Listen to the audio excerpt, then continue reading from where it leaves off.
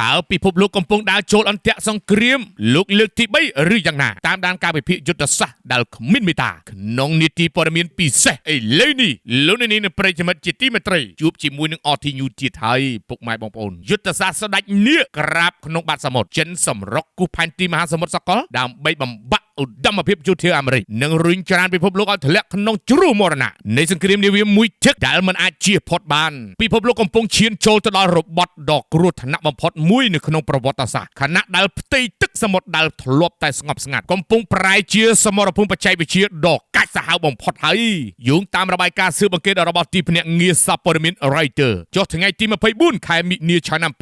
2026សញ្ញាអាសន្នបានបំភ្លឺឡើងយ៉ាងខ្លាំងក្លានៅពេលដែលមហាយក្សចិនបានបញ្ចេញនាវាស្រាវជ្រាវទំនើបរាប់សិបគ្រឿងឯណោះសម្រុកទៅកាន់តំបន់ចំណុចស្លាប់រស់តែម្ដងចំពោះកោះតៃវ៉ាន់និងមូលដ្ឋានយោធាយុទ្ធសាស្ត្ររបស់អាមេរិកនៅកោះហ្គាំនេះមិនមែនជាការសិក្សាភូមិសាស្ត្រធម្មតានោះឡើយប៉ុន្តែវាគឺជាការវាស់ទំហំនៃមឈូសសម្រាប់ត្រៀមលក្ខណៈសង្គ្រាមនាវាមួយទឹកដែលអាចផ្លាស់ប្ដូរវាសនាមនុស្សជាតិទាំងមូលបានអ្វីដែលគួរឲ្យរន្ធត់ក្ដុកក្ដាក់បំផុតនោះនឹងជាចំណុចព្រឺសម្បុរបំផុតនាពេលឥឡូវនេះការប្រើប្រាស់យុទ្ធសាស្ត្រការរួមបញ្ចូលគ្នានៅគោលបំណងស៊ីវិលនិងយោធាដែលទីក្រុងប៉េកាំងកំពុងអនុវត្តយ៉ាងឥតខ្ចោះនៅពីក្រោយលេសនៃការស្វែងរកកំណប់រ៉ែការស្រាវជ្រាវមច្ឆជាតិគឺជាការសិក្សាការប្រែប្រួលអាកាសធាតុនិងជាប្រតិបត្តិការស៊ើបអង្កេតសម្ងាត់ដើម្បីប្រមូលទិន្នន័យចរន្តទឹកសីតុណ្ហភាពកម្រិតជាតិអំបិលនិងស្ថានដីបាតសមុទ្រយ៉ាងលម្អិតល្អផូរផង់បំផុតហើយ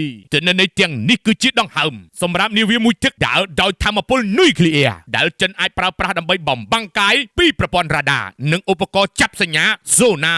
របស់អាមេរិកផងដែរតាមរយៈការវិភាគរបស់ក្រុមជំនាញយោធាជាន់ខ្ពស់ការក្តាប់បាននៅផែនទីបាតសមុទ្រដ៏ច្បាស់លាស់នេះនឹងអនុញ្ញាតឲ្យនាវាមួយទឹកចិនអាចធ្វើដំណើរក្នុងល្បឿនលឿនបំផុតនិងស្ងាត់ផងដែរដែលក្នុងជម្រៅទឹកដ៏ជ្រៅមហាសាលដែលជាកន្លែងសត្រូវមិនអាចមើលឃើញបានឡើយប្រសិនបើចំនួនផ្ទុះឡើងចិននឹងមានសមត្ថភាពវាយឆ្មក់នាវាចម្បាំងនិងនាវាផ្ទុកយន្តហោះអាមេរិកដោយមិនដឹងខ្លួនដែលវាជាការបំបាក់មហាអំណាចជើងទឹករបស់អាមេរិកដែលធ្លាប់តែគ្រប់គ្រងមហាសមុទ្រប៉ាស៊ីហ្វិកនិងឥណ្ឌាអស់រយៈពេលជាច្រើនទសវត្សរ៍មកហើយលើពីនេះទៅទៀតនោះវិសាលភាពនៃប្រតិបត្តិការនេះបានរីករាលដាលដល់តំបន់អាទិកដែលជាចំណុចយុទ្ធសាស្ត្រថ្មីសម្រាប់មីស៊ីលអន្តរទ្វីបបង្កើតជាសំណាញ់ព័ទ្ធជុំវិញនៃពិភពលោកទាំងមូលហើយគួររំលឹកផងដែរថាសកម្មភាពដ៏មហិច្ឆតារបស់មហាយក្សចិននៅពេលនេះគឺជាការប្រកាសសង្គ្រាមស្ងៀមស្ងាត់បំផុតនៅក្រោមបាតសមុទ្រយ៉ាងច្បាស់ក្រឡែតដូចថ្ងៃអញ្ចឹង